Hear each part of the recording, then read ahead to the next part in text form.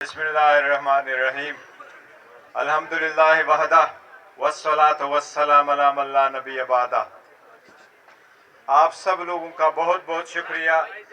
And senator Waleed Iqbal साहब, आपकी generous नमाज का बहुत शुक्रिया। आज तजदीद अहद का दिन है। ये मुल्क के लिए, कौम के लिए बहुत अहम है। हमने अपने माजी पे देखना है, पाकिस्तान की आज़ादी का मकसद क्या था। गोरे से मकसद क्या था आज़ादी। ऑस्ट्रेलिया, न्यूजीलैंड, कनाडा वो तो बड़े एडवांस है। उनके डॉलरों पे, पाउंड पे आज भी एक तरफ अपने मुल्क का सिक्का, दूसरी तरफ क्वीन का है। तो हमें क्या ज़रूरत थी फिर आज़ादी लेने की। गोरे ने तो बड़ा अच्छा काम किया था, मलाकंड तक तो पहुंचा चुके थे। सबसे बड़ा रेलवे नेटवर्क गोरे ने बिछाया था, सबसे बड़े और ज्यादा टनल गोरों ने बिछाए थे। गवर्नेंस में पूरे दुनिया में माने हुए थे। फिर आज़ादी की क्या जरूरत थी। आज़ादी का एक ही मकसद था कि गुड गवर्नेंस, डेमोक्रेसी और फ्रीडम का कोई सब्स्टिट्यूट नहीं है। हमारे सब कंटिनेंट का आप अगर हिस्ट्री देखें तो 3000 साल पे हर कौम ने हम पे कब्जा किया था, चाहे वो ब्रिटिश थे, चाहे वो एम्परर थे, चाहे वो मुगल थे, लेकिन हमने कभी किसी मुल्क पे कब्जा नहीं किया था। ये by design, by nature democracy पसंद थे।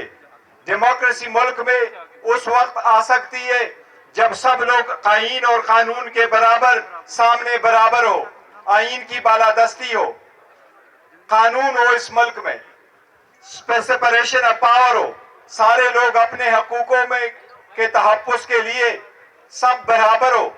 वो पाकिस्तान का मकसद था। वो आज हमने देखा है।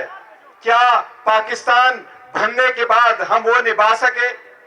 आपको याद है 25 साल तक हम अपने मुल्क को आईन नहीं दे सके थे जिसपे सारे पॉलिटिकल पार्टी का कंसेंसस हो।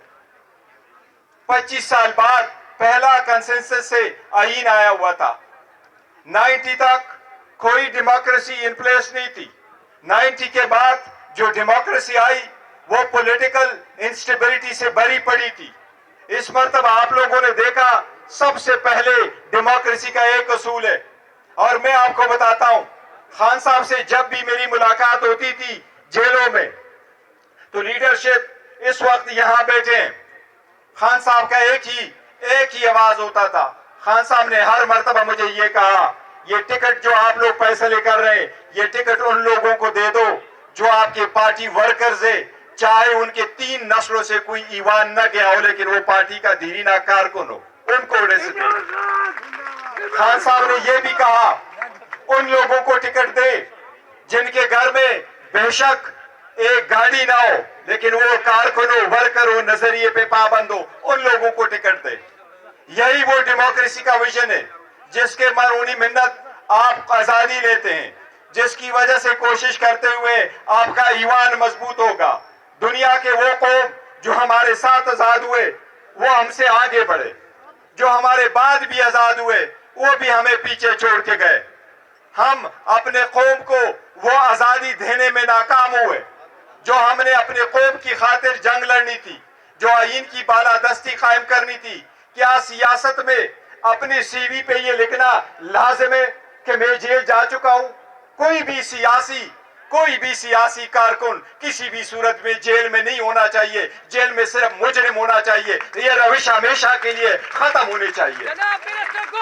डेमोक्रेसी का मकसद होता है कि पोटेंशियल एबिलिटी और टैलेंट के बेस पे आपको मिले, न कि पॉलिटिकल एफिलिएशन के बेस पे, न कि खानदान के बेस पे। ये सिर्फ इमरान खान साहब है और उसकी पार्टी का वर्षन है, और उसका जिंदा जीता जागता सबूत मैं हूं। उन्होंने अपने खानदान में नहीं दिया, उन्होंने कहा मेरे पार्टी का वर्कर मेरा चेयरमैन होगा।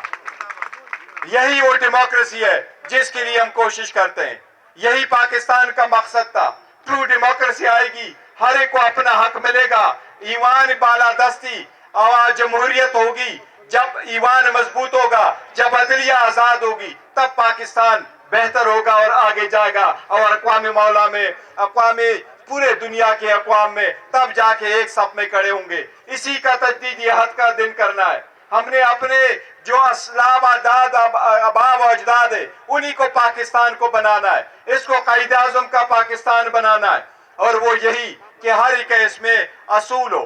ہم سپریم کورٹ سے بھی ایک درخواست کرتے ہیں, اگر خان صاحب اپنے وقت میں ایک کنسٹیٹیوشن پٹیشن ایک ریفرنس کی صورت میں سپریم کورٹ کے بھیج چکے تھے, اور اس میں یہی استدعا تھی کہ الیکشن جب ہو رہے ہو سینٹ میں, وہاں جو ووٹ ہو آپ کا وہ ویریفائیبل ہو, تاکہ پیسے کا چکر نہ ہو اور ان لوگوں کو مینڈیٹ ملے جن کو عوام منتخب کر کے آتے ہیں.